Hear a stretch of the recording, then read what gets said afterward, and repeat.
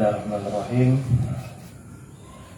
Assalamualaikum warahmatullahi wabarakatuh. Alhamdulillahi rabbil alamin. Alhamdulillahilladzi hadana lihada wa ma kunna linahtadiya laula an hadana Allah. Wa asyhadu an la ilaha illallah wahdahu la syarika lah. وأشهد أن محمدا عبده ورسوله صلوات ربي والسلام عليه وعلى آله وأصحابه أجمعين. سبحانك ربنا لا علم لنا إلا ما علمتنا إنك أنت العليم الحكيم. اللهم علمنا ما ينفعنا وانفعنا بما علمتنا وزدنا علما تنفعنا به يا رب العالمين.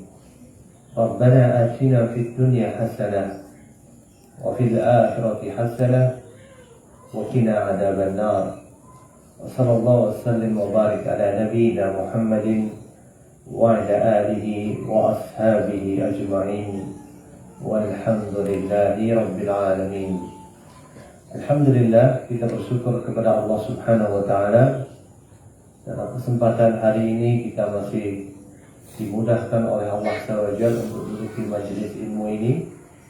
Kita memohon, kita meminta kepada Allah semoga Allah Subhanahu wa Ta'ala memberikan kepada kita ilmu yang bermanfaat. Kita memohon dan kita meminta kepada Allah Subhanahu wa Ta'ala semoga ilmu ini akan semakin menambah kualitas hubungan antara kita dengan keluarga kita. Kita memohon, kita meminta kepada Allah Subhanahu wa Ta'ala semoga ilmu ini akan semakin mendekatkan langkah kita ke dalam surga Allah Subhanahu wa Ta'ala.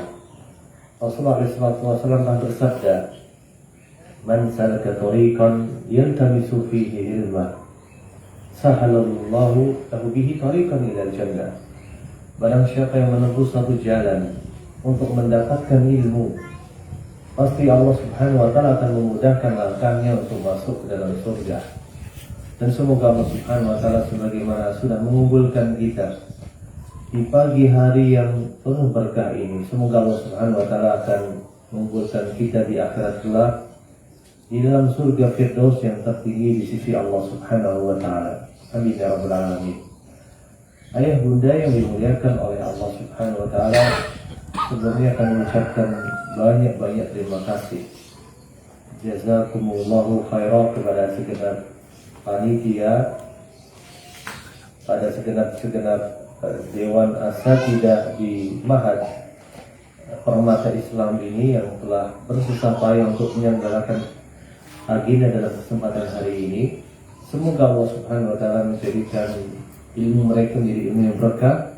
Semoga Allah memberkahi waktu mereka, memberkahi ilmu mereka, dan memberkahi segenap aktivitas mereka. Dan kami juga ucapkan banyak terima kasih kepada ayah bunda sekalian yang sudah meluangkan waktu untuk datang ke tempat ini dalam rangka untuk menambah ilmu yang akan kita pakai untuk menjadi anak-anak kita. Sungguh ayah bunda dimuliakan oleh Allah Subhanahu wa Ta'ala, saat kita memutuskan untuk memasukkan anak kita belajar di tempat tertentu, secara hakikatnya kita ingin agar anak kita itu jadi anak yang lebih baik daripada kita. Gimana dan kira-kira? Ya, sepakat ya. Nah, saat kita berjuang menjadikan anak kita agar lebih baik daripada kita, sungguh di saat yang sama kita juga harus berjuang agar kita juga bisa terus memperbaiki diri kita, memperbaiki keadaan kita. Karena yang namanya mendidik anak adalah tanggung jawab kedua orang tua. Rasulullah SAW bersabda, "Kullukum ra'i." Setiap dari kalian adalah ibaratkan sebagaimana seorang penggembala. "Wa kullukum mas'ulun an ra'iyatihi." Dan setiap dari kalian akan ditanya oleh Allah Azza wa Jalla atas apa yang sudah dilakukannya kepada apa yang telah Allah bebankan kepadanya berupa tanggung jawab tersebut. Ya, Yang akan ditanya oleh Allah SWT atas anak-anak kita adalah bukan sekolah. Yang ditanya oleh Allah SWT atas kelakuan anak kita bukan para ustadzah. Yang ditanya oleh Allah SWT atas perbuatan anak-anak kita juga bukan para ustadz. Tetapi yang pertama ditanya adalah kita sebagai orang tua. Maka saat kita mendidik anak kita, ingin menginginkan anak kita menjadi anak yang soleh dan solehah, maka di saat yang sama harusnya kita terus belajar. Terus belajar sebagaimana anak kita belajar, agar kita termasuk orang yang dipantaskan oleh Allah Subhanahu wa Ta'ala menjadi orang tua yang bisa mendidik anak kita menjadi anak yang lebih baik lagi. Karena kalau kita mau bicara dengan rasio yang adil, misalnya anak-anak kita misalnya sekolah, kalau di sini kira-kira masuk jam berapa? Jam 7 nih. Setengah 8 sampai jam berapa? Sampai pada asar. Sampai pada asar, subhanallah. Setengah 8, setengah 9, setengah 10, setengah 11, setengah 12, setengah 13, setengah 14, setengah 15. 7 jam. Baik. Anak kita di sini 7 jam. Satu hari ada berapa jam kira-kira? 24 jam. 24 dikurangi 7 di sekolah. Kira-kira sisanya berapa jam? Ada 17 jam. 7 jam bersama dengan para ustadz dan ustadzah di sekolah. 17 jam bersama dengan orang tua. Jadi porsi tanggung jawab kita terhadap anak kita masih lebih besar daripada porsi yang dimiliki oleh sekolah. Maka tidak mungkin menjadi sesuatu yang tidak mungkin untuk kita wujudkan kalau kita sebagai orang tua tidak pernah peduli dengan anak-anak kita, tidak pernah mau tahu dengan keadaan anak kita. Kita nggak pernah mau mengupgrade ilmu kita nggak pernah mau untuk menambah wawasan kita nggak pernah mau untuk menambah pengetahuan kita, bagaimana mendidik anak kita, mengarahkan anak kita, bagaimana membimbing anak kita. Maka sebagaimana tadi disampaikan oleh gurunda tercinta Pak Kamidi tadi, menceritakan bahwa saya ada sekolah di Yogyakarta, maka di sekolah kami di Yogyakarta orang tua juga harus belajar. Maka kami ada sesi parenting yang memang kami buat rutin, dan di awal tahun ajaran memang sudah kami anggarkan. Ini dalam 1 tahun ada sekian sesi parenting. Sekali sesi parenting per orang tua kami budget misalnya dengan budget yang cukup tinggi, 150.000. Kalau nggak datang rugi kalian. Dengan harapan itu sarana untuk memaksa orang tua untuk belajar. Walaupun kemudian kami juga memberikan suatu hukuman di sisi yang lain. Kalau berapa kali nggak berangkat silahkan ditarik anaknya. Karena di sini kita ingin anak kita jadi anak yang benar, anak yang baik, anak yang lurus. Tidak mungkin hal itu bisa kita wujudkan kalau kemudian orang tuanya nggak pernah mau belajar. Maka saudaraku sekalian, ayah bunda yang dimuliakan oleh Allah Subhanahu wa Ta'ala, kita hidup di mana tantangan zaman itu semakin besar. Ya, tantangan zaman sekarang semakin besar. Cara mengasuh anak kita pada zaman sekarang dan zaman dulu orang tua kita ngasuh kita itu sudah berbeda. Kalau dulu zaman orang tua kita, zaman kita dulu sekolah, yang di sini kelahiran tahun 80 tahun 90-an ya, insya Allah. Jadi kita satu angkatan. Nah, zaman kita sekolah dulu, setidaknya kalau kita dapatkan guru kita itu segala-galanya, ya nggak kira-kira? Ya. Kita takut kalau guru kita sudah gebrak meja, kita diam semua. Kita kalau dijewer sama guru kita, zaman dulu kita takutnya luar biasa. Pertama takut karena dijewer, yang kedua takut kalau dilaporin ke orang tua kita. Gimana? Iya. Karena kita merasa guru kita adalah segala-galanya, sentral dalam sebuah pembelajaran. Guru kita segala-galanya pokoknya. Jadi kita ngambil ilmunya, kita juga ngambil adabnya, kita ngambil semuanya. Tapi zaman sekarang sudah berbeda. Zaman sekarang, kalau ada anak dijewer, anaknya kira-kira takut atau malah tambah berani? Tambah berani. Bahkan anaknya bisa lapor ke orang tuanya lapor polisi. Banyak kejadian kayak gitu. Banyak kejadian kayak gitu. Kalau dulu zaman saya dijewer sama bu guru, saya masih ingat. Saya pun masih ingat nama guru-guru yang dulu pernah jewer saya. Dulu ketika bu guru jewer saya, dilaporin ke orang tua, guru saya melaporin ke orang tua saya takutnya luar biasa. Dijewer di sekolah dan dijewer di rumah, dah double sudah. Kalau sekarang tidak. Kalau sekarang kita cuma dijewer di sekolah, besok guru kita bisa berkasus di polisi. Jadi modelnya juga sudah berubah. Pendidikan zaman sekarang dan zaman dulu sudah berubah. Termasuk juga tantangannya. Tantangan kita mendidik anak zaman dulu dengan zaman sekarang berubah. Tantangan orang tua kita dulu, didik kita dulu, dengan kita didik anak kita, itu sudah berubah.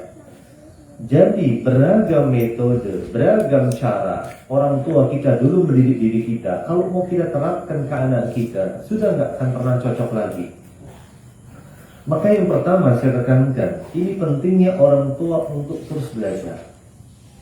Pentingnya orang tua untuk terus menuntut ilmu. Pentingnya orang tua untuk terus membekali dirinya. Maka dari itu, alhamdulillah dengan izin Allah Subhanahu wa taala, di mana-mana, baik di YouTube, di media sosial. Maka dengan izin Allah saya pun punya sesi parenting tiap hari jam 5.30 sampai jam 6.04. Nah, dengan harapan bahwa kita semua para orang tua itu bisa belajar parenting. Parenting itu dari kalimat parents ya. Parents itu orang tua, itu ilmu untuk orang tua. Ilmu untuk orang tua, bekal orang tua untuk mendidik anak-anaknya, untuk menghadapi anak-anaknya. Yang anak-anak sekarang sudah makin pintar, lebih pintar daripada kita. Lebih pintar daripada kita. Jadi anak-anak kita sekarang, zaman sudah berubah ya. Kalau dulu Kak, saya tekankan sekali lagi, kalau dulu kita belajar di sekolah, guru itu segala-galanya, orang tua segala-galanya. Tapi zaman sekarang tidak lagi. Anak kita bisa lebih pintar daripada kita. Anak kita bisa lebih update daripada kita. Jadi jangan sampai kita orang tua dikatakan oleh anak kita sebagai orang yang kurang update. Orang yang kuper, orang yang gak ngerti apa-apa. Maka peran orang tua sekarang seolah-olah cuma dua. Dengan semakin berkembangnya teknologi, yang pertama memberikan nafkah, yang kedua memberikan izin untuk menikah, itu aja. Kalau orang tuanya nggak pernah mau update, kalau orang tuanya nggak pernah mau belajar, maka peran kita tidak lebih dari dua ini. Memberikan nafkah dan memberikan izin untuk menikah. Sisanya anak kita bisa tahu, bisa belajar dari Google, dari YouTube, dari Instagram, dari media sosial yang lainnya. Maka dari itu pendidikan pada saat sekarang, ketika kita melihat adanya perkembangan dan pergeseran tren dan pergeseran pola pendidikan, lebih kepada bagaimana kita menanamkan karakter. Nggak kayak dulu lagi, kita diajarin guru-guru kita peta Pulau Jawa, peta Kalimantan, di Pulau Jawa ada berapa kabupaten, ada berapa provinsi. Bahkan mungkin yang pernah ngalami ya, dulu pas sekolah ngapalin nama-nama menteri, gitu badan. Yang paling kita hafal menteri penerangan biasanya.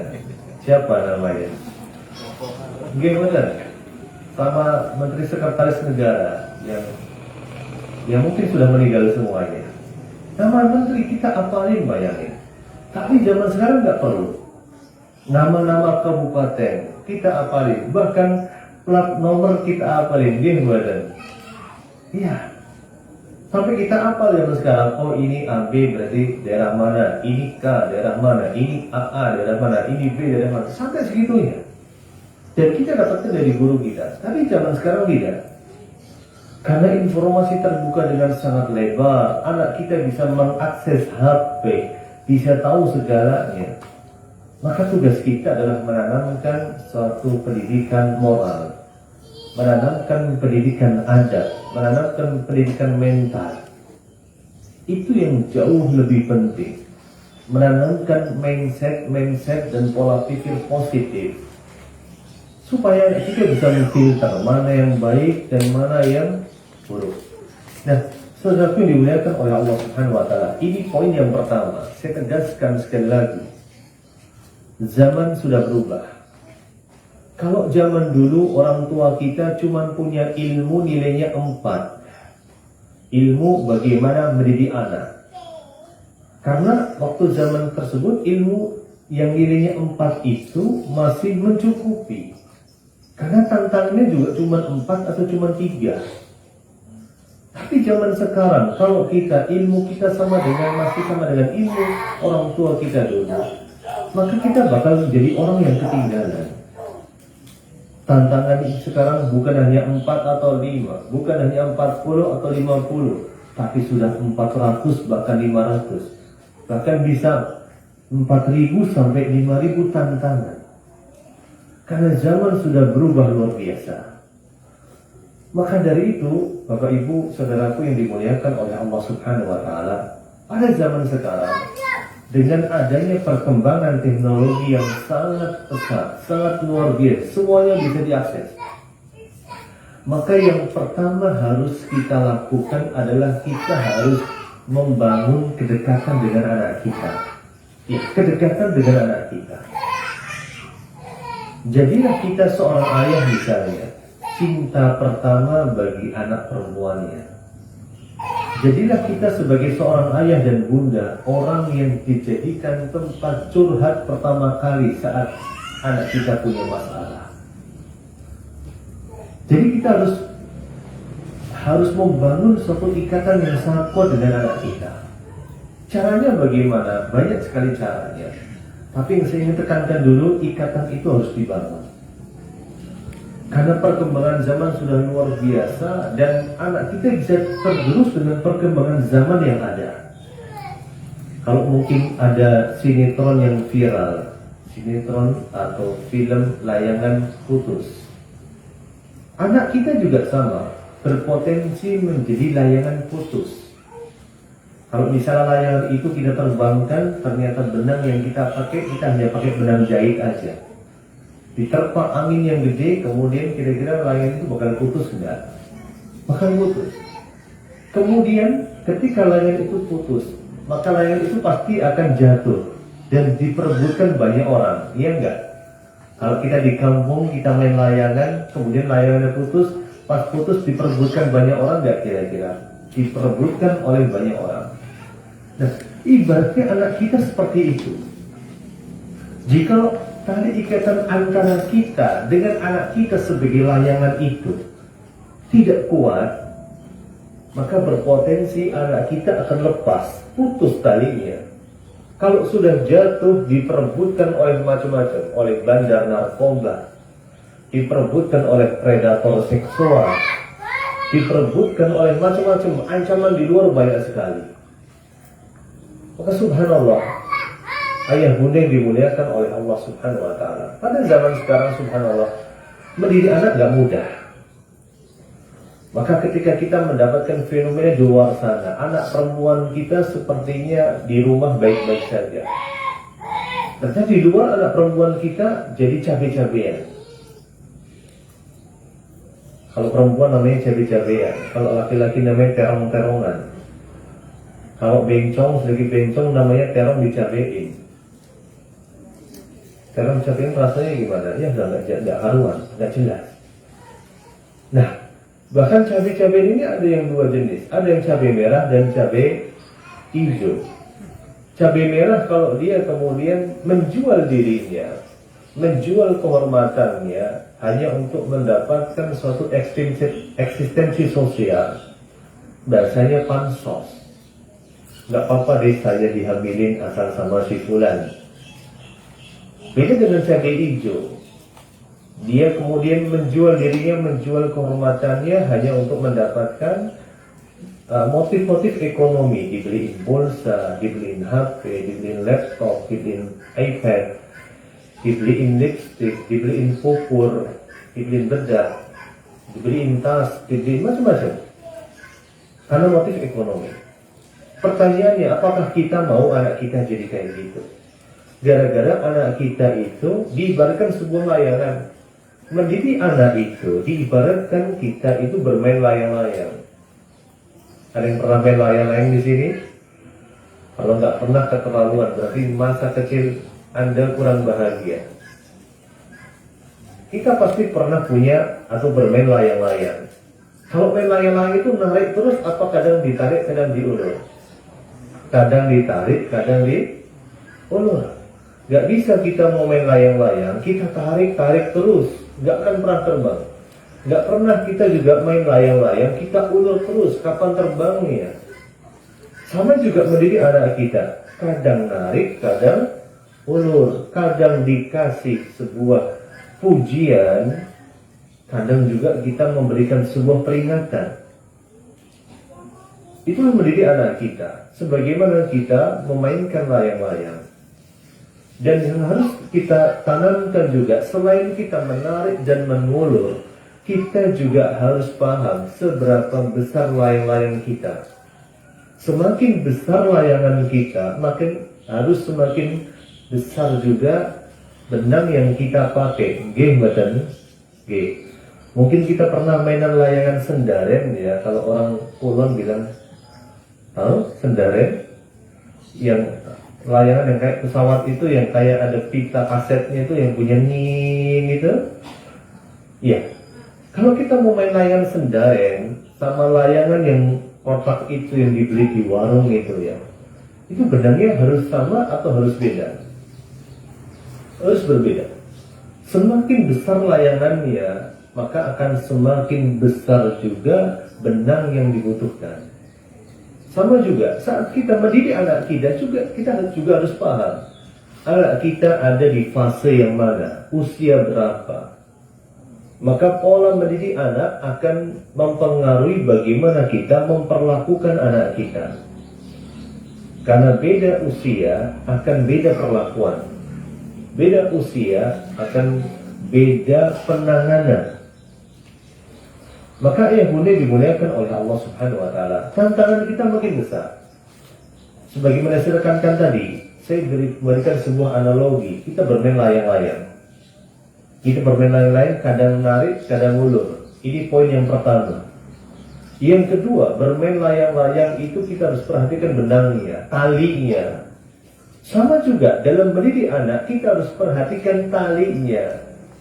Maka tali saat kita mendidik anak disebut dengan ta'liful qulub. Bagaimana hubungan hati kita dengan anak-anak kita.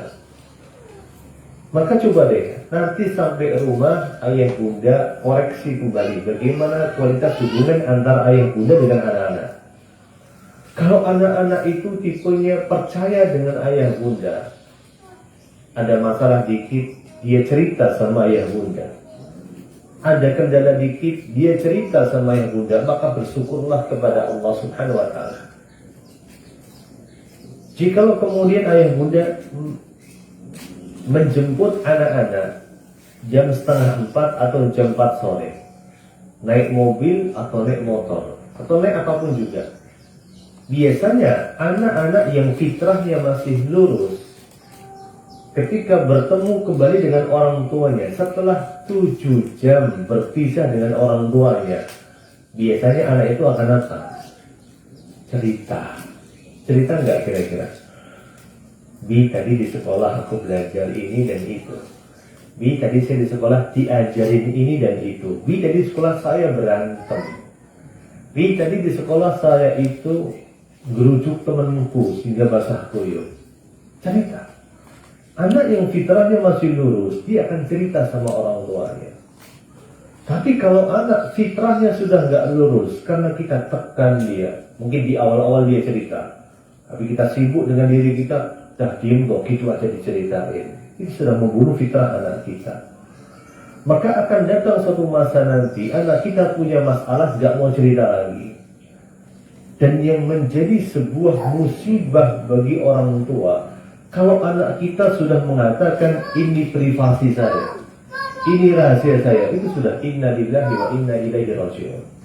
Artinya kita sudah gak dipercaya lagi sama anak kita. Karena anak kita sudah gak mau cerita, sudah gak mau mengungkapkan isi hatinya, gak mau juga menyampaikan unek-uneknya sama kita. Jadi tugas orang tua selain terus belajar untuk menghadapi, untuk mendidik dan mengasuh anaknya, yang anak kita hidup di zaman yang berbeda dengan zaman kita dulu, maka tugas orang tua juga memperkuat tali yang ada, memperkuat ta'diful qulub, memperkuat ikatan hati antara kita dan anak kita. Itu tugas orang tua. Dua PR orang tua ini. Maka sangat naif sekali jika saya kembalikan bahwa mendidik anak, kemudian mendidik anak, kita ingin punya anak yang soleh dan soleha, lalu kita hanya mengandalkan pendidikan itu pada sekolah. Itu sangat naif sekali. Maka berulang kali saya tekankan kepada wali murid di tempat kami. Ketika awal datang, Bun, ayahanda, ingat ya, di sini bukan tukang laundry. Ini sekolah bukan tukang laundry. Kalau kita pergi ke tukang laundry, punya baju kotor, kita nggak mau tahu, ya nggak? Baju kita mau kusut, baju kita mau bau, baju kita mau kena oli, baju kita mau kena minyak goreng, kita nggak mau tahu. Pokoknya saya ambil 2-3 hari itu baju bersih, clear. Yang penting saya bayar. Tukang laundry kan kayak gitu. Tapi sekolah bukan tukang laundry. Anak kita datang dari rumah dengan beragam kekotorannya, dengan beragam dalam tanda kutip kenakalannya, dengan beragam kejahilannya, suka jahilin teman dan sebagainya. Secara hakikatnya itu cermin daripada diri kita. Tidak mungkin orang tua bisa serta-merta hanya menyandarkan pendidikan orang tuanya kepada sekolah. Maka diibaratkan orang tua itu harusnya bersyukur sama sekolah. Kenapa? Karena orang tua itu mendapatkan partner dalam mendidik anak-anaknya. Harusnya bersyukur. Cara bersyukurnya bagaimana? Cara bersyukurnya ya gimana caranya? Agenda-agenda sekolah itu disupport. Misalnya sekolah pinginnya anak-anak itu di rumah di murojaah hafalannya, ya disupport. Misalnya sekolah pinginnya anak-anak di rumah juga ikut dipantau, ya disupport. Atau sekolah kemudian tadi diceritakan kalau hujan deras katanya bocor gitu, ya disupport juga lah gitu kan, seperti itu. Saya pernah punya teman di Jawa Barat, dia punya sekolah mahal sekali. Dia punya sekolah mahal sekali, per bulan bayarnya itu SPP-nya 5 juta. Masuknya 50 juta. Kemudian ustadznya itu, yang teman saya notabene, dia dikomplain sama wali muridnya, Tat, ya sekolah itu punya unit usaha, supaya SPP-nya nggak terlalu mahal. Langsung ustadznya itu yang merupakan teman saya itu langsung gertak orang tuanya. Harusnya nih ya, orang tua yang berusaha untuk bisa bayar sekolah anaknya, supaya kita juga bisa lebih fokus untuk ngurusin anak ente. Kita udah sibuk ngurusin anak ente, masih disuruh ngurusin unit usaha. Keadilannya di mana? Bisa diterima gak logikanya? Bisa diterima. Maka orang tua dan sekolah itu hakikatnya adalah berkolaborasi, berjalan bersama. Kita yang merasa orang tua berhutang budi dengan sekolah, ya gimana caranya program sekolah kita sukseskan, kita lancarkan. Kita yang merasa kita nitipin anak kita ke sekolah, orang tua ngasih PR atau ngasih catatan di buku-buku penghubung misalnya, maka kita jalankan itu semua. Karena saya tekankan, sekolah bukan tukang laundry. Sekolah adalah mitra kita. Sekolah adalah teman kita. Sekolah adalah sarana bagi diri kita untuk bersama-sama mendidik anak-anak kita menjadi anak-anak yang soleh dan soleha. Tanpa peran kita sebagai ayah dan bunda, nggak mungkin kita bisa sukses mendidik anak kita. Kalau kita hanya mengandalkan sekolah, hanya mengandalkan pondok pesantren, sulit untuk sukses. Sebagaimana pengalaman kami 5 tahun pernah sepulang dari Yaman pernah ngajar di sebuah pondok pesantren. Banyak sekali anak-anak yang kami dapatkan di pondok itu menjadi anak yang menjadi-jadi, dalam tanda kutip nakal, tidak terkendali.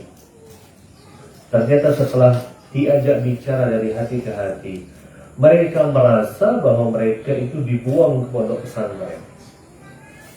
Mereka merasa bahwa mereka itu tidak mendapatkan kasih sayang dari orang tuanya. Maka jika kita punya anak di pondok pesantren, kita masih punya kewajiban untuk mendidik anak kita. Walaupun anak kita 1 kali 24 jam sehari ada di pondok, 30 kali 24 jam dalam sebulan ada di pondok. Tetapi kita orang tua masih punya kewajiban, itu menjaga tali hati dan ikatan hati antara kita dengan anak kita. Minimal kita telepon sepekan sekali. Minimal kita telepon 2 pekan sekali. Kita tanya kabarnya, kita tanya ada keluhan apa, ingin cerita apa. Itu kalau anak kita sudah di pondok. Kalau anak kita belum di pondok, masih di sekolah yang berangkat pagi, pulang sore, maka saudara dimuliakan oleh Allah Subhanahu wa taala. Sungguh kita pasti punya kewajiban, bahkan kewajiban begitu besar di atas pundak kita. Jangan dikit-dikit dibebankan ke sekolah. Jangan dikit-dikit kemudian kita serahkan ke sekolah. Bayangkan, cuma 7 jam anak kita di sekolah. Hanya 7 jam. Sisanya bersama dengan diri kita. Kita bisa membangun tali ikatan itu di waktu-waktu di mana kita merasa itu adalah waktu yang efektif. Pulang sekolah misalnya, kita biarkan anak kita cerita. Jangan kemudian kita sibuk dengan HP kita sibuk dengan gawai kita. Atau bahkan kalau kita sering mendapatkan anak kita sulit diatur, atau sulit kemudian diajak kompromi, dengan mudah kita kasih HP gitu saja. Maka sesungguhnya kita punya kewajiban membangun tali dan ikatan hati yang ada antara kita dengan anak kita di waktu-waktu di mana kita bisa membersama mereka. Contoh di waktu-waktu saat kita makan bersama dengan mereka. Kalau bisa dalam satu rumah itu kita makannya di meja yang sama dan di waktu yang disepakati. Di waktu makan kita singkirkan semua gawe yang ada, itu saat yang tepat untuk saling bercerita satu sama lain. Kemudian sebelum tidur, kalau bisa kita punya sesi untuk bercerita, memberikan kisah-kisah terbaik untuk anak kita, kemudian mendengarkan keluh kesah mereka, supaya mereka cerita, hari ini ngapain, hari ini ketemu siapa, hari ini belajar apa, hari ini dapat faidah apa, hari ini kebaikan apa yang sudah kalian kerjakan, hari ini keburukan apa yang sudah kalian lakukan. Itu harus ada sesi seperti itu antara kita sama anak kita. Kenapa? Saya tekankan sekali lagi, tantangan kita mendidik anak kita itu sudah begitu besar pada zaman sekarang. Akses informasi terbuka lebar. Kita nggak bisa ngerem anak kita. Maka sebelum anak kita itu dalam tanda kutip sulit kita kendalikan, sulit kita kontrol, sebelum terlambat. Yuk, sungguh, sebelum terlambat maka kita harus menyadari keadaan ini sejak awal dan kita membangun komunikasi dan hubungan lebih baik dengan anak kita. Mungkin banyak di antara kita yang beralasan, saya sibuk cari kerja, saya sibuk untuk bekerja, saya sibuk mencari nafkah, saya sibuk untuk mencari rupiah demi untuk menyekolahkan anak saya. Baik, banyak di antara kita yang sibuk kerja.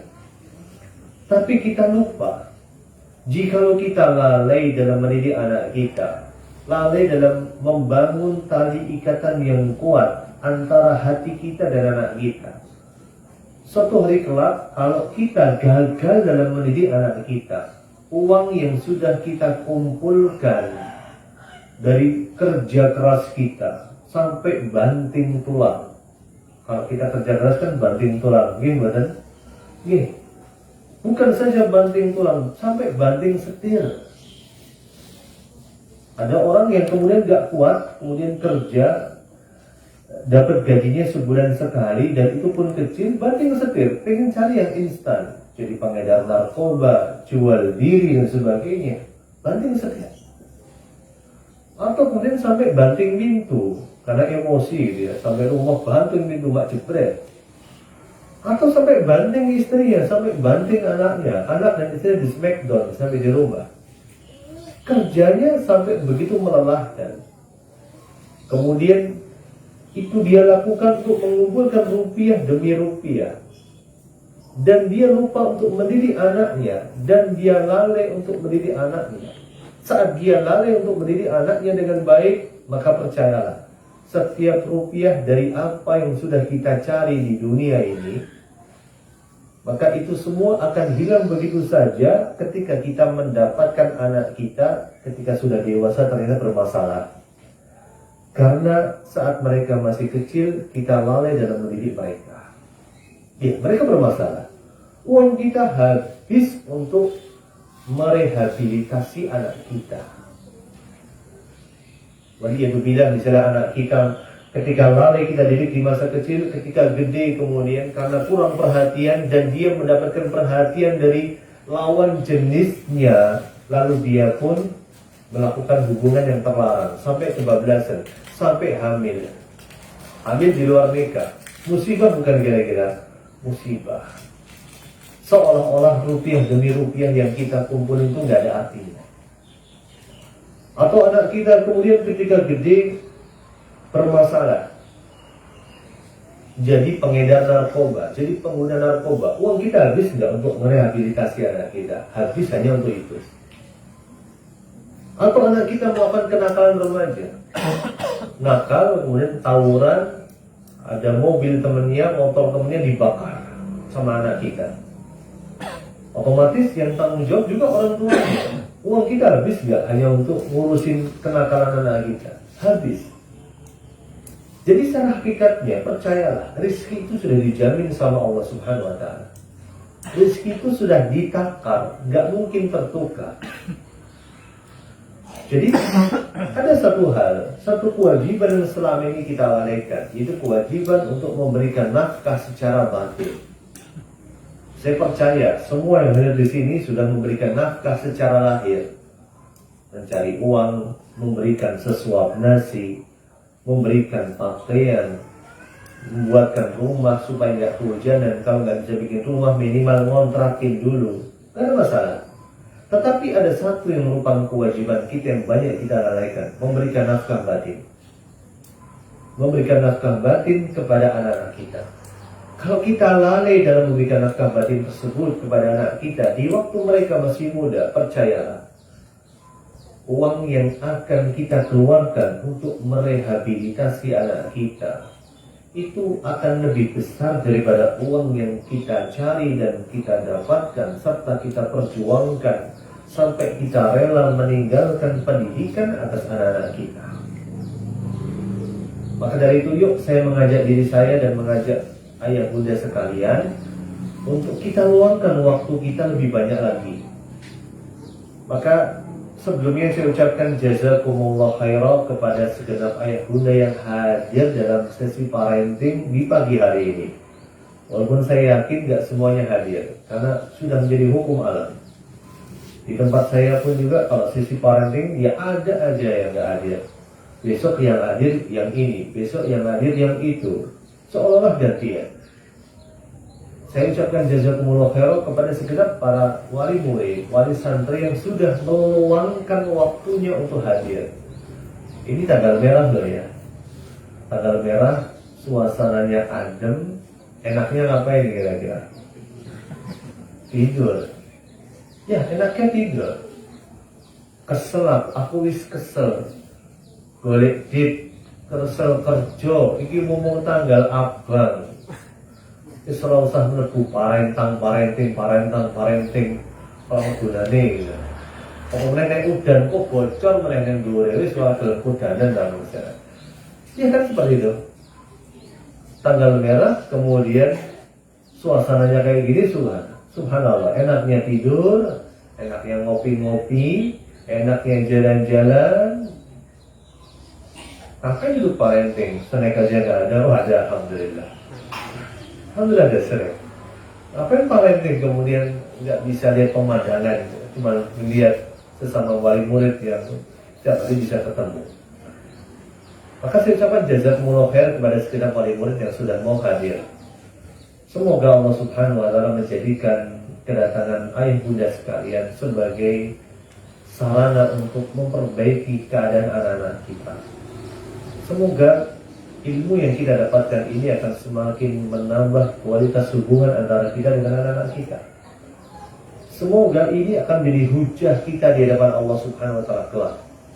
Bahwa kita sudah ikut berjuang untuk mendidik anak-anak kita, meluruskan anak-anak kita, dan ikut berjuang untuk mengasuh anak-anak kita menjadi anak-anak yang soleh dan solehah. Saya angkat topi betul, saya apresiasi atas waktu yang sudah diberikan oleh ayah bunda sekalian. Saya paham ayah bunda sibuk. Saya paham ayah bunda banyak urusan. Saya paham juga ayah bunda banyak keperluan. Tapi kalau sudah meluangkan waktu 2 jam, 3 jam, 1 jam, 2 jam bersama dengan sekolah di sini, maka sungguh ini adalah sesuatu yang perlu diapresiasi. Maka yang bunda dimuliakan oleh Allah Subhanahu wa taala, kembali kepada masalah kita.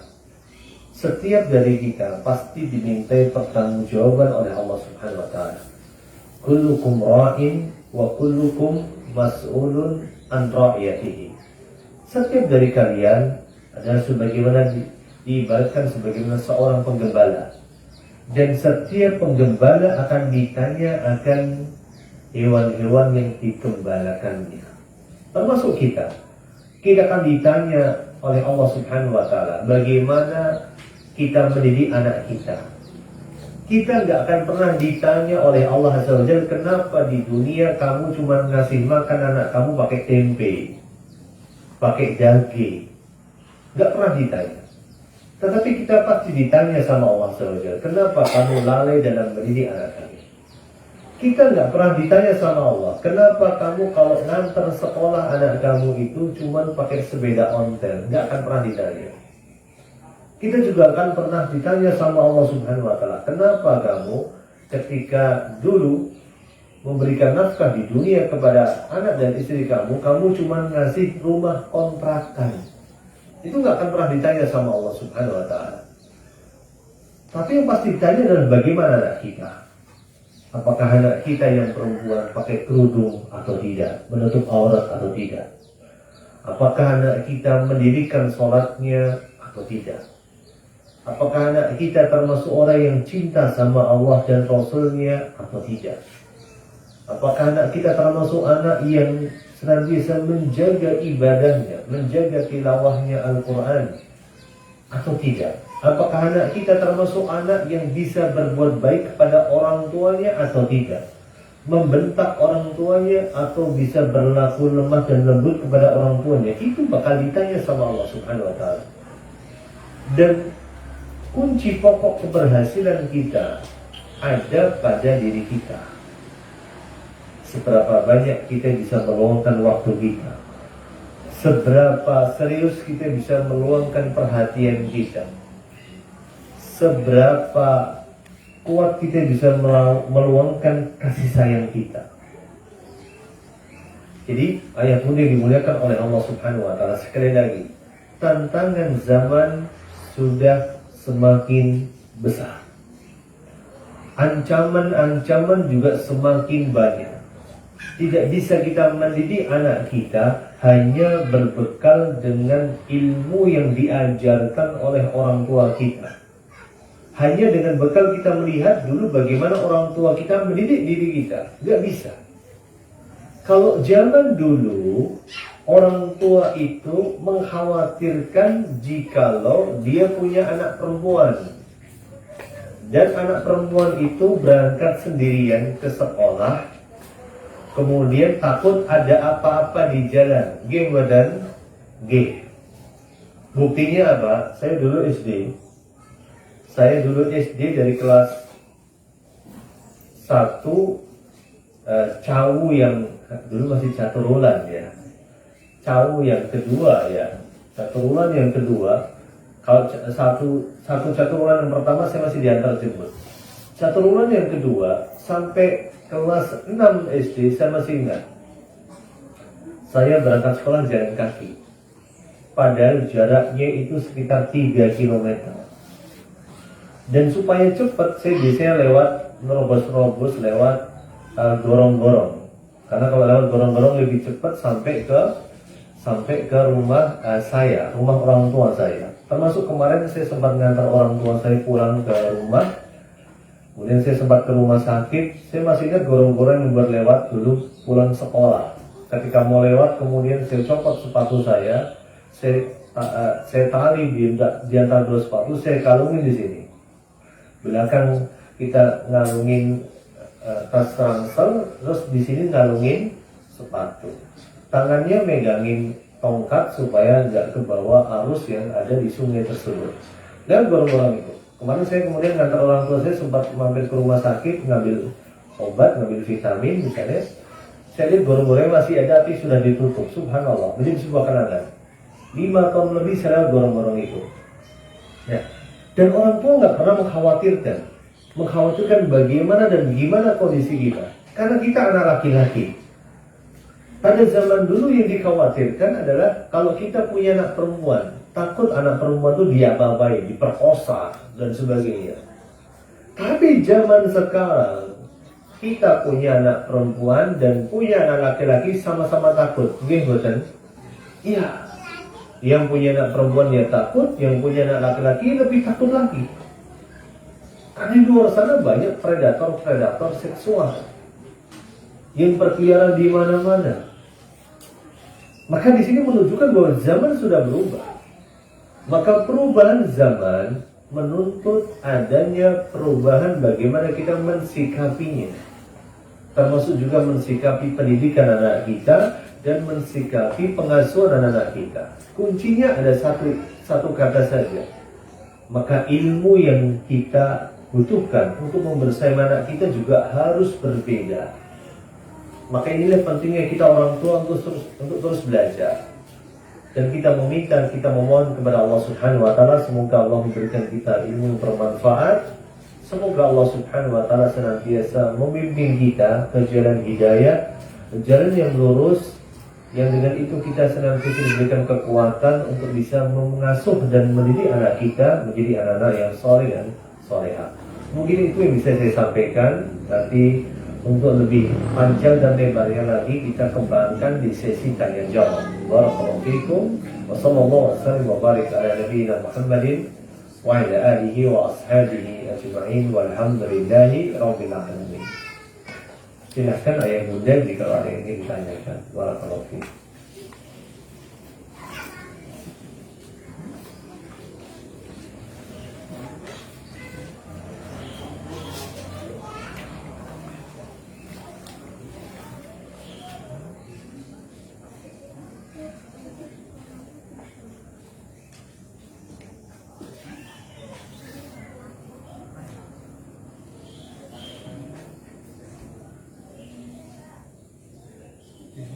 Ada ayah bunda silahkan.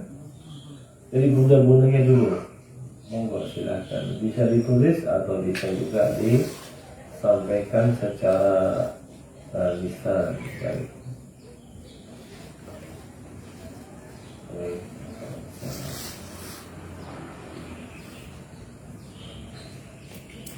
Baik, ada pertanyaan yang masuk dari bunda sekalian. Assalamualaikum warahmatullahi wabarakatuh. Waalaikumsalam warahmatullahi wabarakatuh.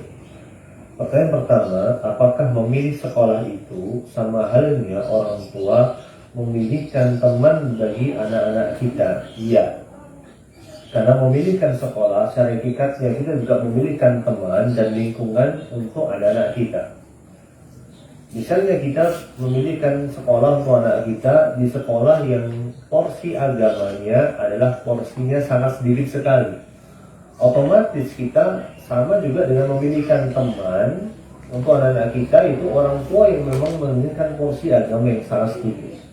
Atau mungkin ada di antara kita memilihkan sekolah untuk anak-anak kita, sekolah yang beda keyakinan sama kita. Kan banyak tuh di luar sana sekolah-sekolah yang berbasis agama tetapi bukan Islam. Lalu kita masukkan anak kita ke sekolah itu hanya gara-gara itu adalah sekolah favorit misalnya. Maka kita sudah memilihkan teman yang salah untuk anak-anak kita. Maka secara hakikatnya kalau kita milih sekolah, kita juga memilihkan guru terbaik untuk anak kita. Ini yang pertama. Kenapa kita memasukkan anak kita ke sekolah tertentu? Karena kita tahu di situ ada sosok-sosok yang diharapkan menjadi guru terbaik untuk anak kita. Ini yang pertama. Yang kedua, kenapa saya memasukkan anak kita ke sekolah itu? Karena anak yang masuk sekolah itu rata-rata misalnya orang tuanya sudah pada ngaji misalnya, sehingga lebih terkondisi anak-anaknya. Maka itu adalah termasuk bagian dari alasan kenapa kita memilih sekolah untuk anak kita. Karena seseorang itu akan serupa dengan teman sepergaulannya. Maka dalam pepatah Arab dikatakan man jalis. Barang siapa yang duduk bersama dengan seseorang, maka dia akan serupa dengan orang yang dia duduk dengan bersamanya tersebut. Ya, kalau teman kita, anak-anak kita sekolahkan di sekolah yang notabene anak-anak kita adalah anak-anak yang notabene sekolah itu adalah sekolah yang anak-anaknya bermasalah, maka anak kita juga akan bermasalah. Maka saya pernah mengalami satu masa di mana anak saya masuk di sekolah SD di Yogyakarta yang termasuk sekolah yang paling favorit. Yang masuk di sana non sewu orang-orang yang mungkin secara ekonomi itu punya. Secara ekonomi punya jabatan, punya dudukan, punya duit pastinya. Yang terjadi ketika pulang sekolah, saya jemput anak saya senantiasa cerita, tapi ceritanya negatif semuanya. Tadi temanku kayak gini, tadi temanku kayak gitu. Itulah waktu bagi kita untuk mengkonter anak-anak kita, untuk kemudian mengarahkan anak kita. Nah, itu nggak baik, sebaiknya kayak gini. Nah, itu nggak baik, sebaiknya kayak gini. Sampai pada suatu titik itu terekam dengan jelas oleh anak saya. Ketika temannya melakukan hal tersebut, dia cerita ke temannya, yang kamu lakukan itu nggak benar loh, nggak baik loh, harusnya begini. Terus dikasih seperti itu sama anak saya yang pertama waktu itu ketika masih SD. Sampai pada satu titik, kalau teman-temannya nggak tahu masalah agama, nanya ke anak saya. Sampai pada titik itu. Kemudian dari kelas 1 waktu itu sampai dengan kelas 4 ada di sekolah itu. Naik kelas 5 saya tarik. Karena saya sudah gak kuat benar. Karena kasihan sekali, kan terlalu dikejar akademiknya. Akademiknya terlalu dikejar, saya ingat betul jam 6 sudah masuk. Jam 6 ya, bukan setengah 8 loh ya, jam 6 sudah masuk. Saya ingat jam setengah 6 sudah saya antar ke sekolah. Kalau datang masuknya jam 6 lebih 1 menit aja, itu nggak bisa masuk. Nanti kalau masuk jam setengah 8, suruh nunggu di depan. Tapi ada satu hal yang saya dapatkan positif tentang anak saya. Yang pertama, jadi orang yang paling disiplin di rumah, karena didikan itu. Tetapi ada satu hal yang negatif yang kemudian memang tidak bisa kita pungkiri. Tapi hal negatif itu bisa kita eliminasi, bisa kita hilangkan kalau kita punya hubungan yang kuat dengan anak kita. Gak ada masalah misalnya kita orang tua nyekolahkan anak kita di sekolah favorit misalnya, sekolah unggulan misalnya, yang di situ campur baur, orang tuanya beragam latar belakang orang tua misalnya. Tapi syaratnya satu, kita harus punya fondasi hubungan yang kuat dengan anak kita. Tapi kalau kita orangnya tipenya cuek bebek, nggak punya keinginan untuk membangun hubungan dengan anak kita, maka bisa ambiar anak kita. Maka apakah memilih sekolah itu sama halnya orang tua memilihkan teman bagi anak? Iya. Karena anak kita akan hidup di sekolah 7 jam misalnya, 5, 6, atau 7 jam bersama dengan teman-temannya. Sedikit banyak anak kita akan terpengaruh dengan teman-temannya. Sebagaimana yang pernah saya dapatkan juga setelah anak saya ditarik itu, sempat ada kasus di sekolah itu. Di setiap kelas itu ada proyektor dan ada laptopnya. Laptopnya ada tempat CD-nya. Salah satu anak di sekolah itu membawa CD film porno dari rumah. Dia masukin itu di laptopnya, di laptop yang di kelas itu, ditonton bareng-bareng satu kelas. Subhanallah, itu geger, sempat geger. Nah, ini menunjukkan bahwa teman-teman sekolah anak kita itu bisa mempengaruhi diri anak kita. Maka pilihlah sekolah yang baik, pilihlah juga teman-teman yang baik untuk anak-anak kita.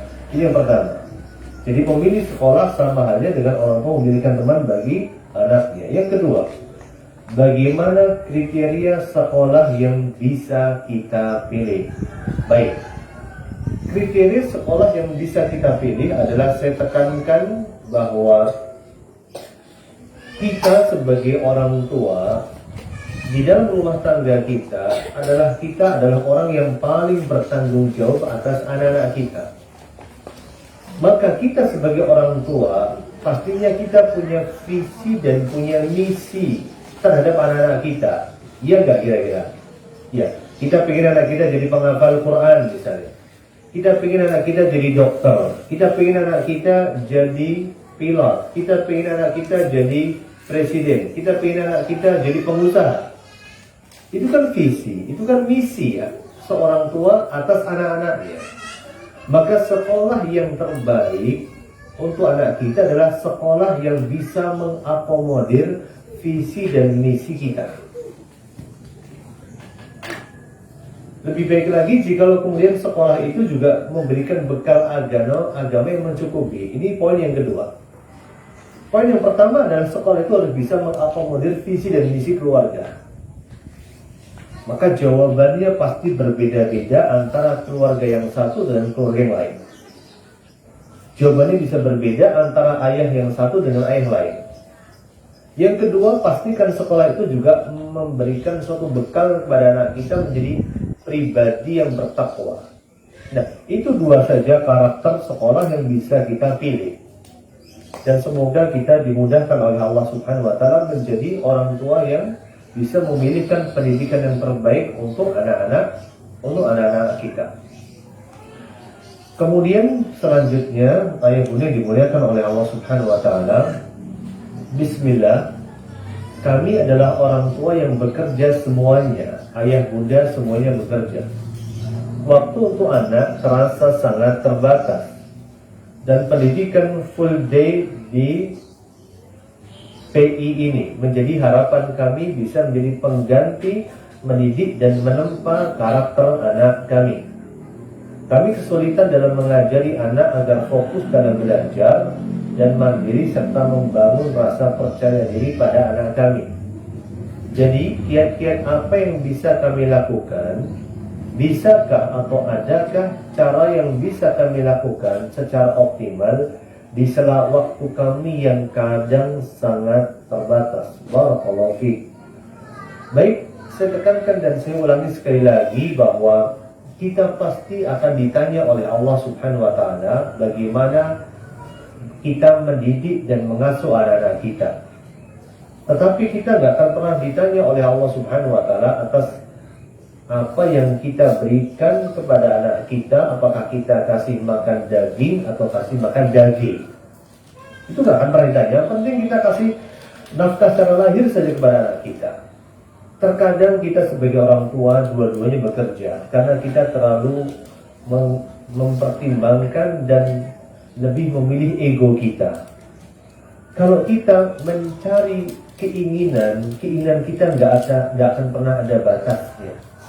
Tapi kalau kita mencari sesuatu yang bisa menutupi kebutuhan kita. Kebutuhan kita ada batasnya. Dalam sehari kita makan sehari berapa kali? 3 kali. Ya enggak. Sekali makan berapa piring?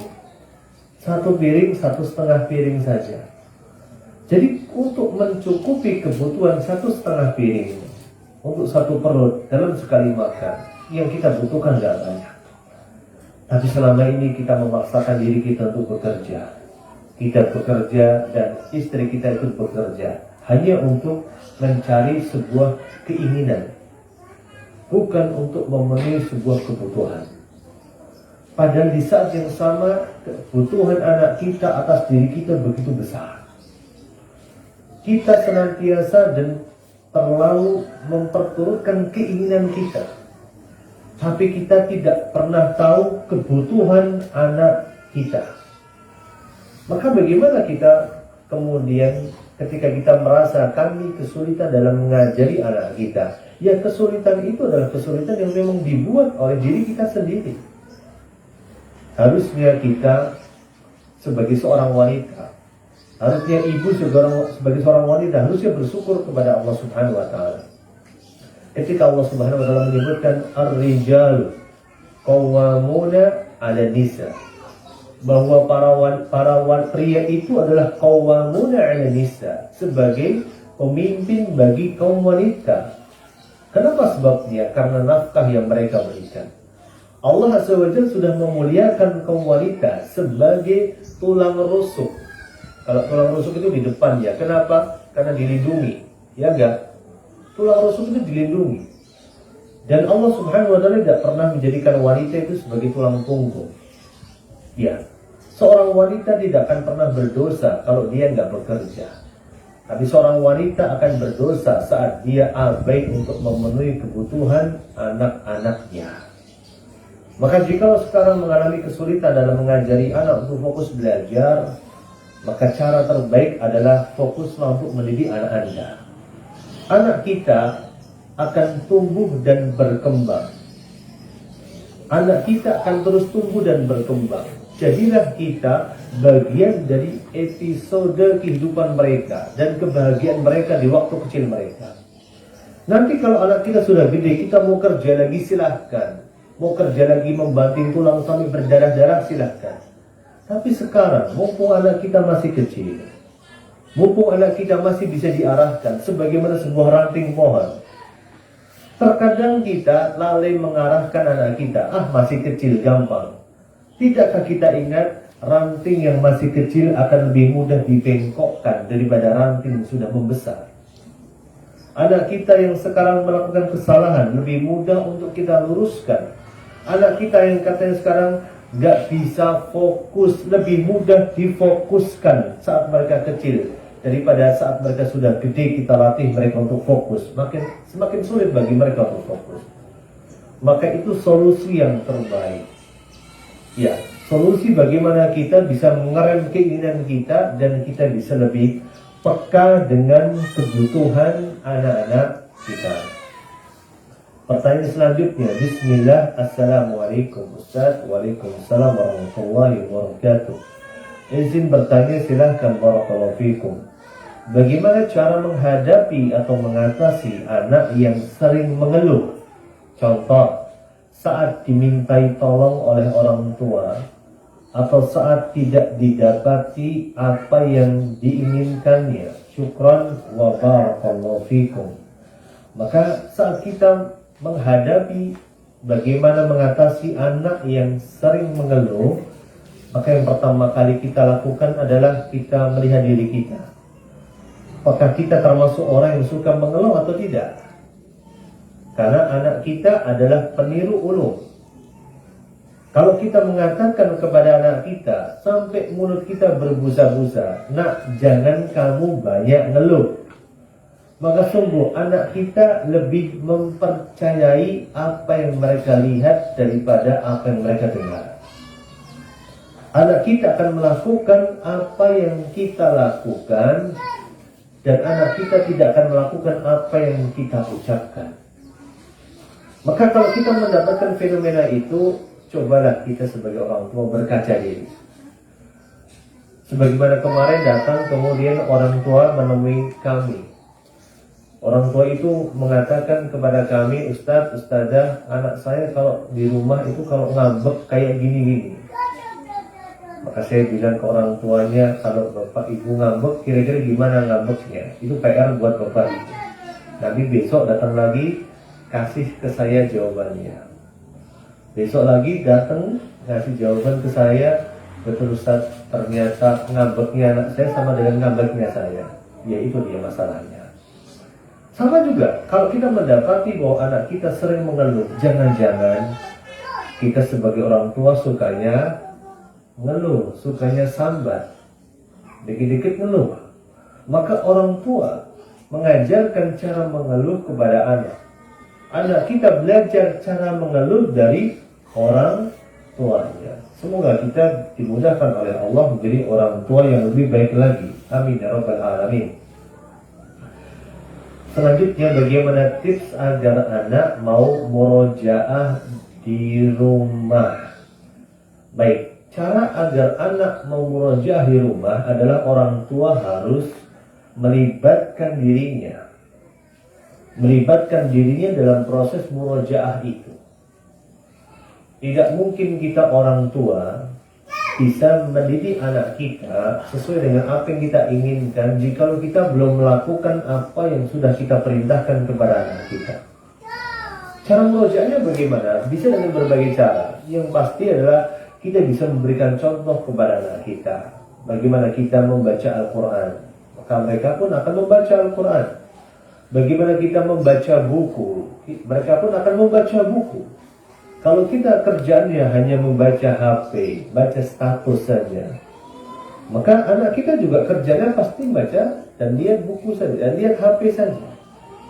Maka awali dari diri kita, maka anak kita akan mencontoh apa yang kita lakukan.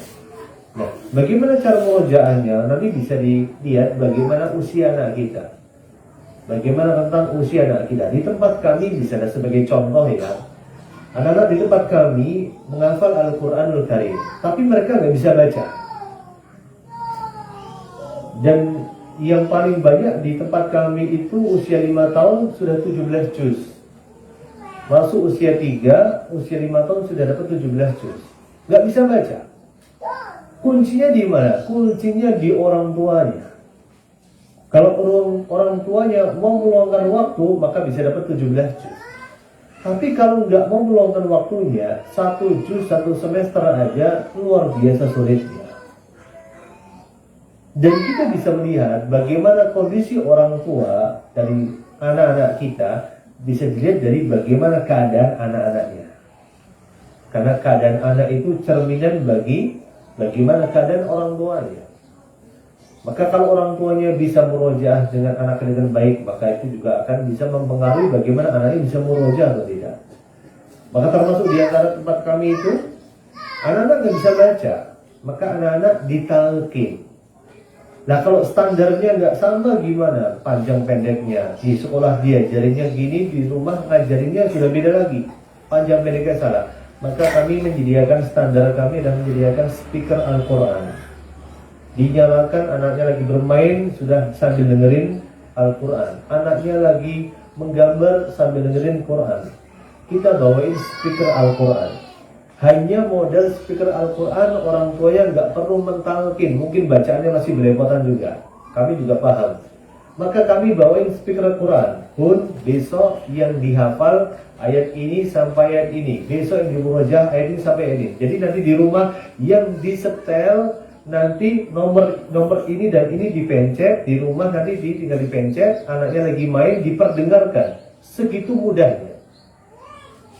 Tinggal bagaimana orang tua mau atau tidak untuk mendampingi anak-anaknya. Kemudian pertanyaan selanjutnya, Bismillah, Assalamualaikum Ustaz. Waalaikumsalam warahmatullahi wabarakatuh. Pertanyaan Anda adalah yang pertama, apa yang semestinya dilakukan orang tua sehingga dapat memperlakukan anaknya dengan tepat dan anaknya dapat menerima penjelasan orang tua?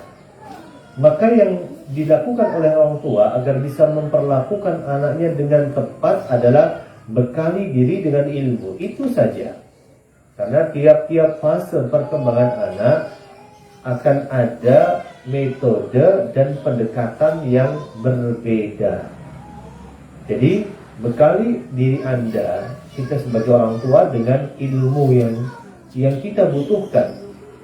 Karena kita mau sholat butuh ilmu, kita mau masuk kamar mandi butuh ilmu. Gimana cara baca doa masuk kamar mandi, kaki kanan atau kaki kiri dulu. Kita mau makan butuh ilmu, gimana doa mau makan, gimana doa habis makan, dan pakai tangan kanan atau tangan kiri. Kita mau jadi dokter butuh ilmu, kita mau jadi pengusaha butuh ilmu. Dan ilmu itu yang akan membedakan diri kita dan kualitas diri kita di hadapan Allah Subhanahu wa taala kelak. Maka bekali diri kita dengan ilmu. Kalau kemudian saya senantiasa memberikan analogi ya, kalau kemudian di luar sana sama-sama tukang batu, ya, mohon maaf ya, sama-sama tukang batu, tetapi bisa berbeda kedudukannya di mata manusia karena perbedaan ilmu. Yang pertama, tukang batu bangun rumah, digaji kerja dari jam 8 sampai jam 4 sore, 100.000. Bangun rumah, bercucuran keringat. Kalau dia punya ilmu lagi, kalau dia nambah ilmunya dikit lagi, jadi tukang batu gosok permata dan berlian di Kalimantan Selatan. Mungkin nggak digaji 100.000 sehari, nggak mungkin. Mungkin 1 juta sehari.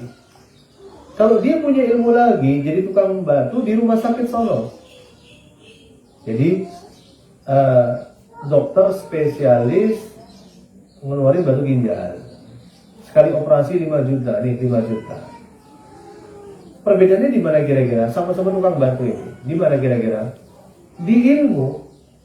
Maka sama juga kita mendidik anak kita. Kita mau memoles anak kita mau jadi batu biasa, batu gosok, batu berlian, batu permata, tergantung kita yang gosoknya.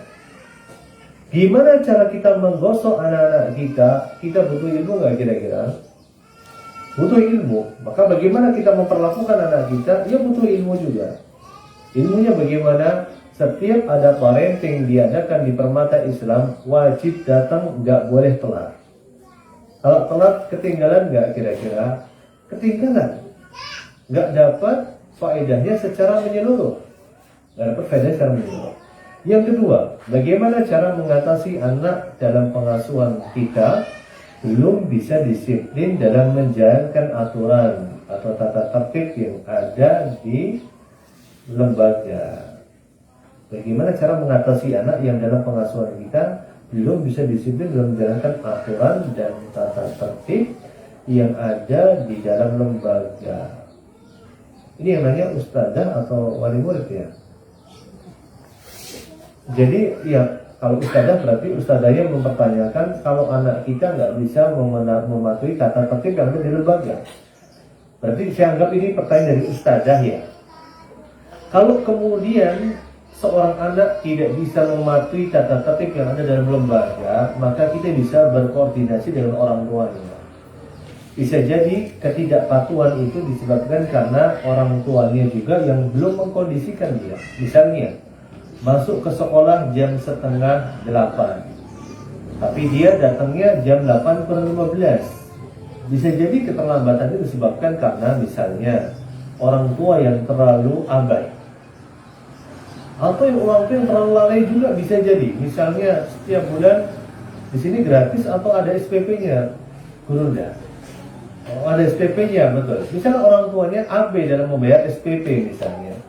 Itu berakibat juga nanti pada anaknya juga. Anaknya juga, bagaimana anaknya juga mendapatkan keberkahan dari ilmu yang didapatkan. Di antara bentuk ketidakberkahan adalah anaknya jadi gak nurut dan sebagainya. Maka kita sebagai orang tua misalnya, sebisa mungkin kalau bayar SPP, ini perkara yang sepele ya. Tapi itu bisa jadi parameter bagaimana anak kita nanti. Kita sudah merasa bahwa kita nitipin anak kita, harusnya kita terima kasih. Untuk terima kasihnya ya SPP jangan telat. Misalnya kayak gitu ya. Ini contoh kasus ya. Kasusnya contohnya banyak, tapi saya kasih contoh yang paling gampang aja deh. Ini sebagai bentuk terima kasih kita kalau bisa SPP-nya jangan sampai telat. Kenapa sebabnya?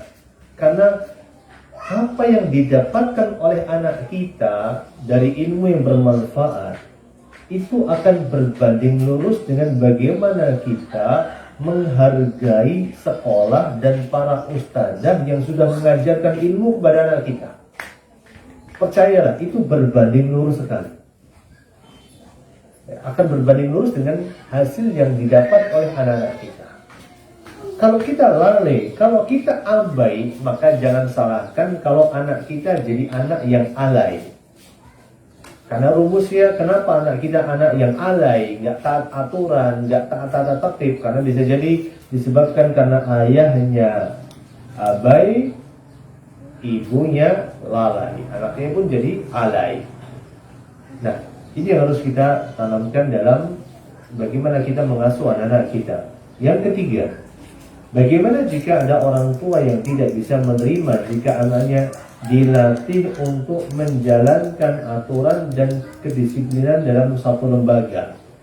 Maka ada pepatah yang mengatakan di mana bumi dipijak, maka di situ langit dijunjung.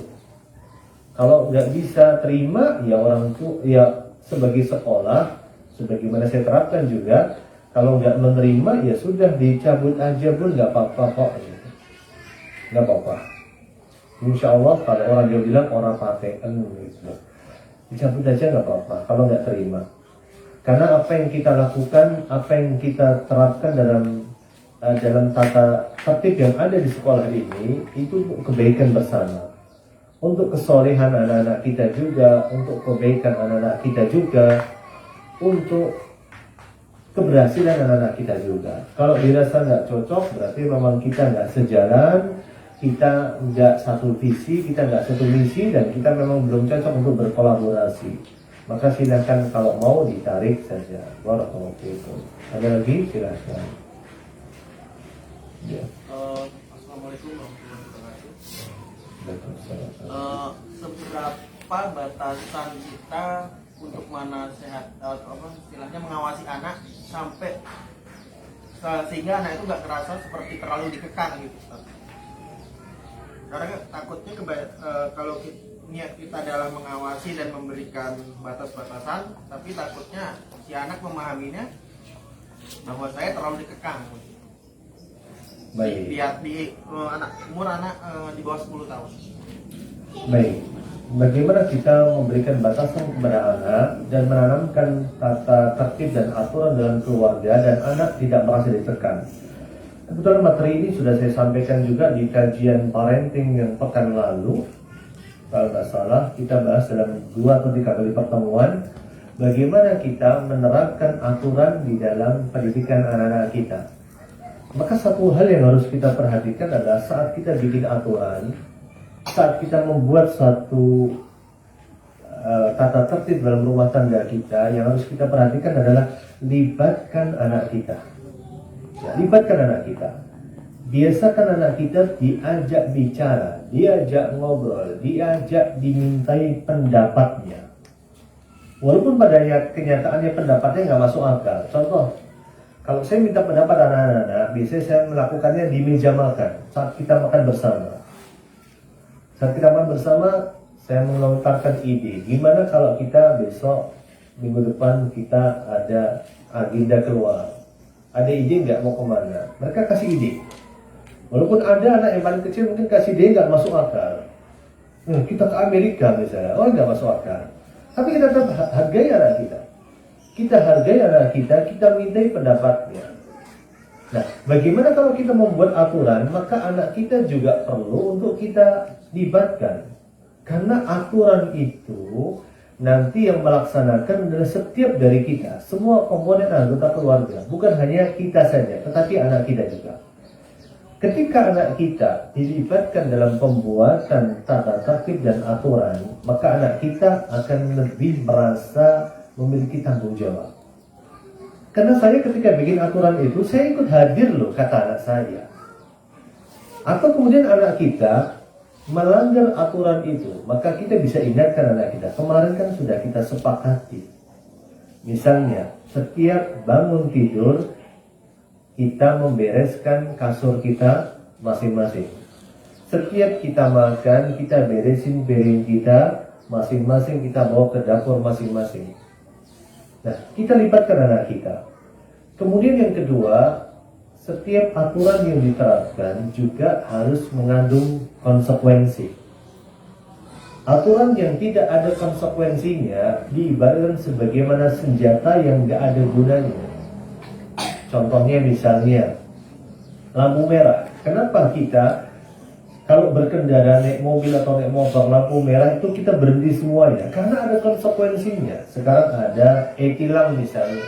Kalau kita melanggar lampu merah, kita bakal kena denda 500.000 misalnya. Aturan itu kira-kira bakal efektif apa enggak kira-kira? Akan lebih efektif daripada cuma dikasih aturan tanpa adanya konsekuensi. Maka harus ada konsekuensi. Maka konsekuensinya bisa berupa dari hal-hal yang sepele saja. Misalnya tadinya anak kita dikasih waktu untuk pit-pitan sama temennya. Punya waktu pit-pitan nggak anak kita umur segitu? Ya punya pit-pitan ya. Biasanya dikasih waktu pit-pitan 1 jam. Kalau melanggar satu aturan maka dikurangi 30 menit setiap harinya. Anak kita mikir nggak kira-kira? Mikir. Atau uang jajan. Anak kita berangkat sekolah dikasih uang jajan 2.000 misalnya. Pokoknya setiap melanggar aturan dikurangi 1.000. Mikir nggak dia nanti? Mikir dia. Maka pastikan yang pertama aturan itu dibuat bersama dengan anak kita. Jangan jadi orang tua yang otoriter. Yang kedua, aturan itu harus punya konsekuensi. Hanya harus punya konsekuensi hukum, ada hukumannya. Dan yang ketiga, kita juga bukan bicara juga masalah konsekuensi dan hukuman saja. Yang ketiga harus ada reward. Misalnya kita dapatkan anak kita taat aturan selama 7 hari berturut-turut, selama 2 pekan berturut-turut, selama sebulan berturut-turut, maka ada reward yang diberikan kepada anak kita. Misalnya kita gantungan untuk anak kita sepeda baru. Kita belikan sepeda baru, paling harganya cuma 500-600 ribu. Kita gantungan di rumah kita, nak, itu sepeda nanti boleh turun kalau kamu taat aturan 1 bulan berturut-turut. Anak kita bakal mikir nggak untuk mentaati aturan? Bakal mikir. Maka dari itulah, itu yang bisa kita lakukan. Semoga Allah Subhanahu wa Ta'ala mudahkan. Itu aja kan? Ya. Selanjutnya, Assalamualaikum warahmatullahi wabarakatuh. Kami ingin anak kami di tingkat SMP, tapi anak kami saat ini lebih suka ikut pelatihan sepak bola. Bagaimana caranya mengarahkan anak kami tersebut yang saat ini kelas 4? Hal ini mengingat anak kami belum tertarik melanjutkan ke pondok. Baik, ayah bunda dimuliakan oleh Allah Subhanahu wa Ta'ala. Setiap anak kita dilahirkan oleh Allah Subhanahu wa Ta'ala sebagai seorang khalifah. Anak kita dilahirkan oleh Allah Subhanahu wa Ta'ala dengan keunikannya masing-masing. Anak kita dilahirkan oleh Allah Subhanahu wa Ta'ala dengan kelebihannya masing-masing, dan anak kita dilahirkan oleh Allah Subhanahu wa Ta'ala dengan membawa perannya masing-masing. Jadi sangat tidak mungkin kalau kita menginginkan setiap anak orang-orang yang beriman masuk pondok semua. Karena nggak mungkin setiap anak jadi ustaz. Mungkin nggak setiap anak jadi ustaz. Kalau semua jadi ustaz, yang dengerin ustaz ngomong itu siapa? Ya enggak? Iya. Kalau setiap orang jadi penghafal Al-Quran, kemudian yang jadi makmum itu siapa? Semua jadi penghafal Quran, semua pengen jadi imam semuanya. Percayalah, setiap dari kita dilahirkan dengan tugasnya masing-masing di muka bumi ini. Maka kita harus peka kepada anak kita. Kita harus paham anak saya itu punya potensi ke arah mana.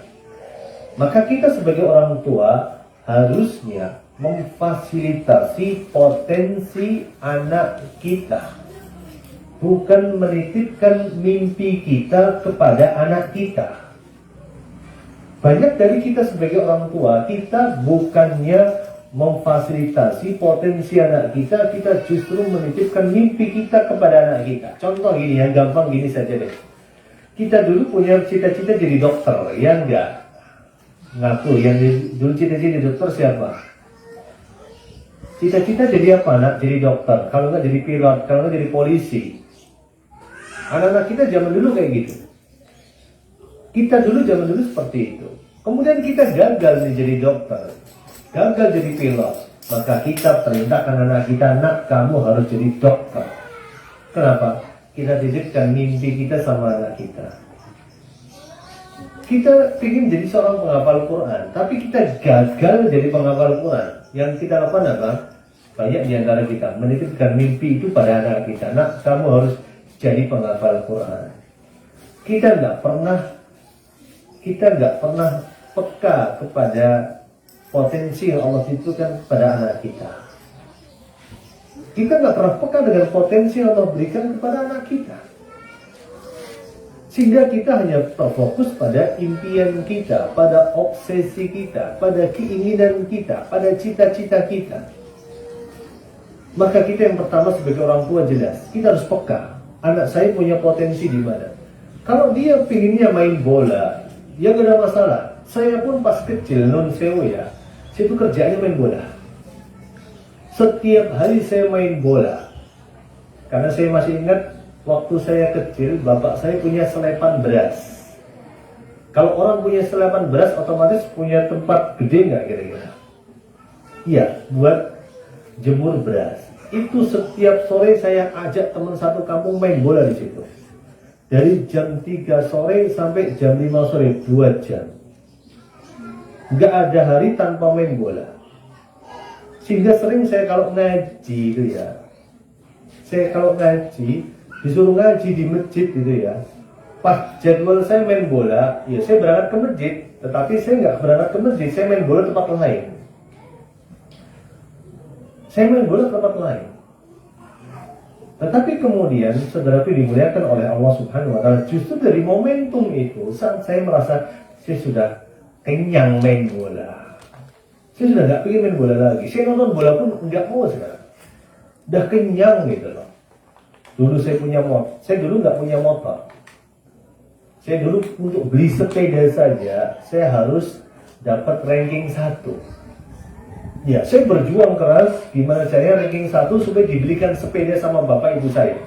Karena dulu dalam pendidikan keluarga saya nggak ada sesuatu yang gratis, itu harus berbayar. Termasuk punya sepeda, saya harus membayarnya dengan ranking 1. Dapat ranking 1, alhamdulillah bisa beli sepeda balap, road bike pada saat itu. Saya masih ingat, teman-temannya nggak ada yang punya road bike, saya punya road bike. Kemudian ketika berangkat ke sekolah pakai road bike tersebut, itu masih SMP ya. Saya masih ingat betul, saya baru ingat, ini sepeda nggak punya kunci. Kalau dicolong orang, aduh sudahlah, habislah saya. Saya bilang ke orang tua saya, tolong dong saya dikasih uang untuk beli kunci. Gak ada kunci yang gratis. Kamu nanti dibeliin kunci, nanti ketika terima rapotan berikutnya, asalkan masuk 5 besar, pertahankan 5 besar. Baru saya diberikan kunci. Baru saya diberikan apa waktu itu? Diberikan kunci. Kemudian saya ketika masuk SMA, ingin diberikan motor. Enggak diberikan motor. Akhirnya apa yang terjadi pada saat itu, motornya bapak saya, GL 100, saya rombak. Saya copotin sepedonya, setangnya saya bawain. Ya kayak gitulah. Tetapi ketika besar, subhanallah, saya kemudian merasa saya sudah kenyang dengan itu semua. Dengan kenakalan itu semua. Kenyang dengan main bola, kenyang dengan rombak motor bapak saya. Sehingga saya sekarang punya motor, punya mobil ya standar-standar aja. Nggak pengen dirombak dan sebagainya. Sudah merasa kenyang. Maka saat kita melihat anak kita seperti itu, harusnya kita bisa sikapi, oh berarti anak saya punya potensi dari sisi yang lain. Punya potensi dari sisi yang lain yang bisa jadi, itu potensi jika disalurkan, itu membawa kebaikan untuk anak kita. Misalnya seperti itu. Tapi orang tua di sini tetap harus mengarahkan anaknya. Tidak harus kemudian kalau kita punya anak yang soleh, anak itu harus masuk pondok. Tidak harus. Banyak orang-orang yang baik, banyak orang-orang yang hafal Quran, yang dihasilkan bukan dari pondok. Banyak loh. Maka dari itulah masuk pondok bukan segala-galanya. Tugas kita adalah mengawal anak kita dengan segenap potensinya. Barakallahu fikum. Ada lagi?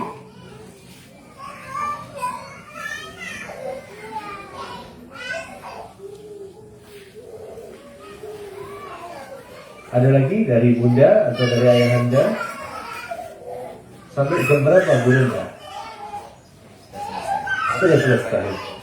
Baik, jika sudah selesai, alhamdulillahirrahmanirrahim, kita meminta memohon kepada Allah SWT, semoga ilmu kita dapatkan menjadi ilmu yang bermanfaat, dan kita memohon kepada Allah Subhanahu wa taala semoga kita semua dibimbing oleh Allah Subhanahu wa taala untuk bisa mendidik anak-anak kita menjadi anak-anak yang saleh dan salihah. Wassallallahu wasallam wa barik ala nabiyina Muhammadin wa ala alihi wa ashabihi ajmain. Wa akhiru da'wana alhamdulillahi rabbil alamin.